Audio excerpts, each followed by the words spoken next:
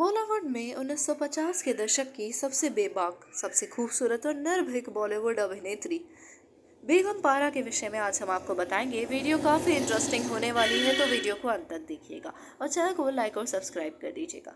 और अगर आपको वीडियो बहुत पसंद आए तो कृपया करके हमारे चैनल की मेंबरशिप लेने के बारे में अवश्य सोचिएगा। ये शुरू करें। बेगम पारा किसी भी बनाए ढर्रे पर चलने की बजाय अपनी शर्तों पर अपना काम किया करती थी। वे अपने मूल्यों पर हमेशा अडिग विश्वास रखती थी, कभी भी उन्हें किसी के लिए भी बदलने का फैसला नहीं लेती थी। बहुत कम फिल्मों में काम करने के बावजूद उनकी ज्यादातर फिल्में सफल रही और उनका नाम उस जमाने की सबसे अधिक भुगतान पाने वाली अभिनेत्रियों में शामिल है। बेगम पारा के बेबाक अंदाज और खूबसूरती के प्रशंसक भारत के अलावा विदेशी भी थे। बेगम पारा साल 1950 में एक प्रसिद्ध बॉलीवुड अभिनेत्री थी जो नीलकमल, झरना और कर भला जैसी फिल्मों में अपनी असाधारण सुंदरता और अभिनय के लिए जानी गई। उनकी आत्मविश्वास से भरी हुई अविश्वसनीय फैशन की समझ ने उन्हें सिनेमा जगत में एक प्रमुख नाम बना दिया था। उस समय उनकी पहचान बहुत अधिक हुआ करती थी। वे अपनी एक अलग और विशिष्ट पहचान को एंजॉय किया करती थी। जिस दौर में अभिनेत्रियों से शालीन, शांत और सौम्य पहनावे और वेशभूषा की उम्मीद की जाती थी, उस दौर में बेगम पारा ने साल 1951 में एक पत्रिका के फोटोशूट के लिए फोटोग्राफर जेम्स बर्ग के लिए खूबसूरत सफेद साड़ी पहने साहसपूर्वक पोज किया और अपना नाम ग्लैमर क्वीन के रूप में दर्ज करवा लिया। उनके फोटोशूट के बाद पारंपरिक भारतीय नारी की छवि से इतर बेगम पारा पिनअप गर्ल और ग्लैमर क्वीन के नाम से भी मशहूर हो गई थी।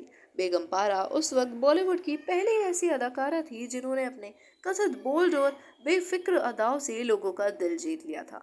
बेगम पारा के इस अंदाज ने कई रूढ़िवादी भारतीयों की मानसिकता में भी बदलाव लाया और सिनेमा जगत में एक नया आयाम स्थापित किया। बेगम पारा किसी भी बने बनाए ढर्रे पर नहीं चलती थी और हमेशा अपनी शर्तों पर काम करती थी। बेगम पारा के जीवन के बहुत सारे अनूठे पहलू हैं जिनको जाने बिना उनके जीवन को पूरी तरह से नहीं समझा जा सकता है। 25 दिसंबर साल 1926 को पाकिस्तान के पंजाब प्रांत के झेलम में एक कुलीन मुस्लिम परिवार में उनका जन्म हुआ था। जन्म के समय परिवार ने प्यार से उनका नाम जुबेदा उल हक रखा था, लेकिन जुबेदा की माँ उन्हें पारा बुलाया करती थी। जब वह बड़ी हो रही थी तो उनका जीवन अनुशासित लेकिन उदार परिवेश में बीता।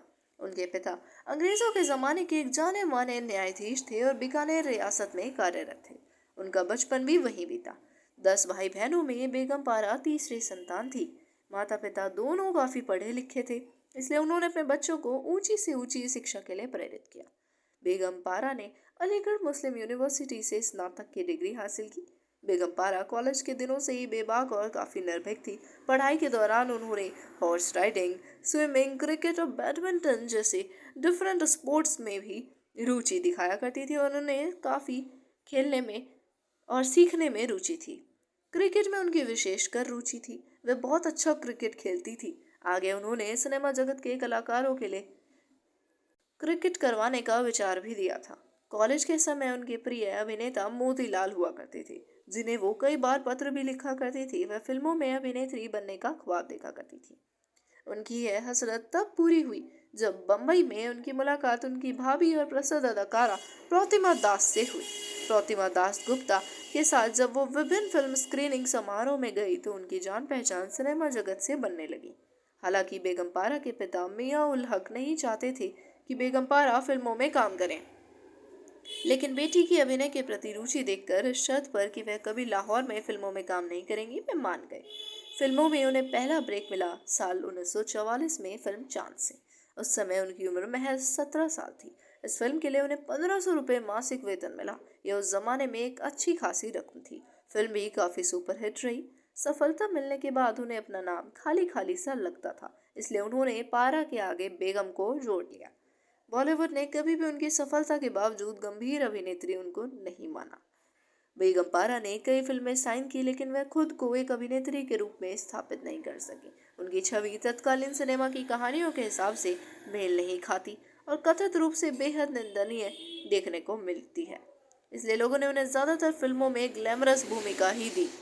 कोई भी अभिनेत्री अपने ऊपर थोपे जा रहे इस प्रकार के वर्गीकरण पर चिंतित होती है, लेकिन बेगम को इससे कोई फर्क नहीं पड़ा।